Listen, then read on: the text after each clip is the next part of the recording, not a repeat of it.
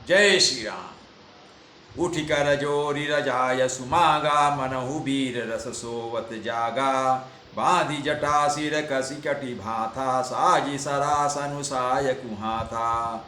भरत और उनकी सेनाओं को आता हुआ जानकर लक्ष्मण जी ने उठकर हाथ जोड़कर आज्ञा मांगी, भगवान राम से आज्ञा मांगी। मानो वीर रस सोते से जाग उठा हो। सिर पर जटा बांधकर कमर में तरकस कस लिया और धनुष को सजाकर तथा बाण को हाथ में लेकर कहा, आजू राम सेवक जसु लेऊं, भरतहि समर सिखावन देऊं।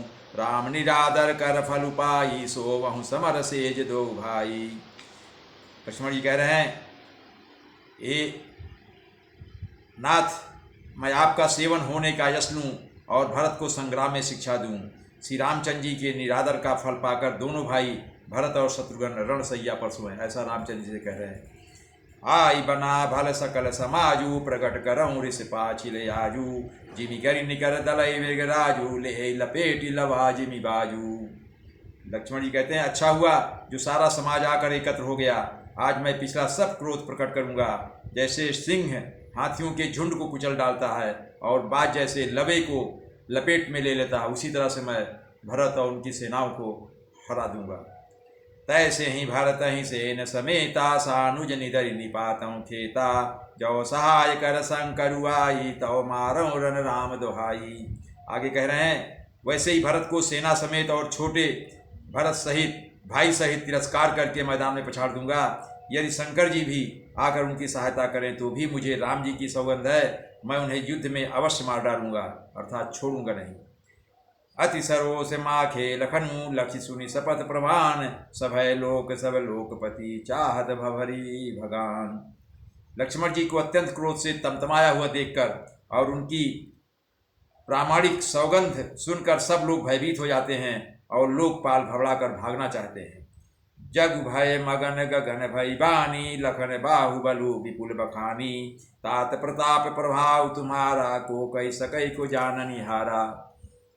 सारा जगत भय में डूब गया। तब लक्ष्मण जी के अपार बाहुबल की प्रशंसा करती हुई आकाशवाणी हुई, हे तात, तुम्हारे प्रताप और प्रभाव को कौन कह सकता है और कौन जान सकता है, अर्थात कोई नहीं जान सकता। लक्ष्मण, आपकी महिमा अपार है, आपका बाहुबल अपरंपार है, कोई आपके बाहुबल का पार नहीं पा सकता। अनुचित उचित काजु किसी हो, समुझि परिय भल कछक सबु को। सहसा करि पाछे पछिताहि, कहाई वेद बुध ते बुध नाही। परंतु कोई भी काम हो उसे अनुचित उचित खूब समझ बूझ कर किया जाए तो सब कोई अच्छा कहते हैं। वेद और विद्वान कहते हैं कि जो बिना विचारे जल्दी में किसी काम को करके पीछे पछताते हैं वे बुद्धिमान नहीं है, अर्थात वे मूर्ख है। सुनि सूर्य बचन लखन सकुचाने, राम सीय सादर सन माने। कही तात तुम नीति सुहाई, सब ते कठिन राज मधु भाई। देववाणी सुनकर लक्ष्मण जी संकोच में आ गए। श्री रामचंद्र जी और सीता जी ने उनका आदर के साथ सम्मान किया और कहा, हे तात, तुमने बड़ी सुंदर नीति कही। हे भाई, राज का मद सबसे कठिन मद है। जो अचवत नृप मातहि तेई, नाहिन साधु सभा जहि सेई। सुनहु लखन भले परत, भरत सरीसा। विधि प्रपंच मा सुना नदीसा।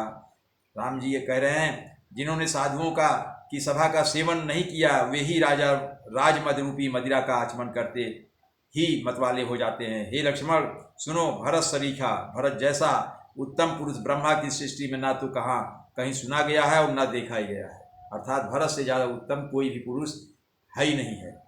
भरत हो इन राजमधु, विधि हरि हर पद पाय। कबहु की काजी सी करनी, क्षीर सिंधु बिन साय। रामचंद्र जी आगे कहते हैं, अयोध्या के राज की तो बात ही क्या है, ब्रह्मा विष्णु और महादेव का पद पाकर भी भरत को राज्य का मद नहीं होने का। क्या कभी कांची की बूंदों से क्षीर समुद्र नष्ट हो सकता है, फट सकता है? नहीं, कदापि नहीं हो सकता।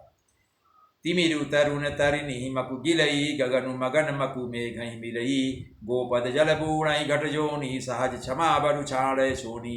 अंधकार चाहे तरुण सूर्य को निगल जाए, अर्थात मध्याह्न को सूर्य को निगल जाए, आकाश चाहे बादलों में समाकर मिल जाए, गौ के खुर इतने जल में अगस्त जी डूब जाएं, और पृथ्वी चाहे अपनी स्वाभाविक क्षमा अर्थात सहनशीलता को छोड़ दे, लेकिन भरत अपनी शील और मर्यादा को नहीं छोड़ सकते।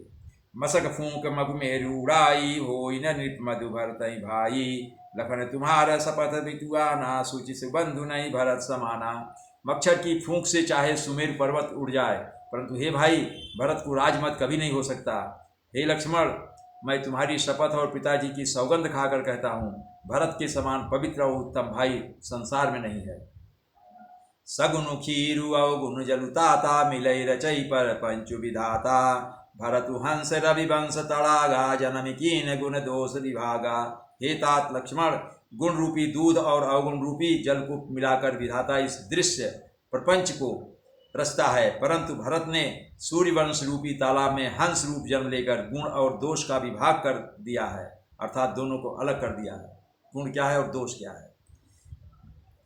गहि गुण पय तजी अवगुण बारी, निज जस जगत कीन्ही उजियारी। कहत भरत गुणशील सुभाऊ, प्रेम पयोधि मगन रघुराऊ। गुण रूपी दूध को ग्रहण कर और अवगुण रूपी जल को त्याग कर भरत ने अपने यश से जगत में उजियाला कर दिया है। भरत जी के गुण, शील और स्वभाव को कहते कहते श्री रघुनाथ जी प्रेम समुद्र में मग्न हो गए। सुनि रघुबर बानी विबुधय देखी, भरत पर हेतु सकल सराहत। राम सो प्रभु को कृपा निकेतु। श्री रामचंद्र की वाणी सुनकर और भरत जी पर उनका प्रेम देखकर समस्त देवता उनकी सराहना करने लगे और कहने लगे कि श्री रामचंद्र जी के समान कृपा के धाम प्रभु और कौन है। जय श्री राम।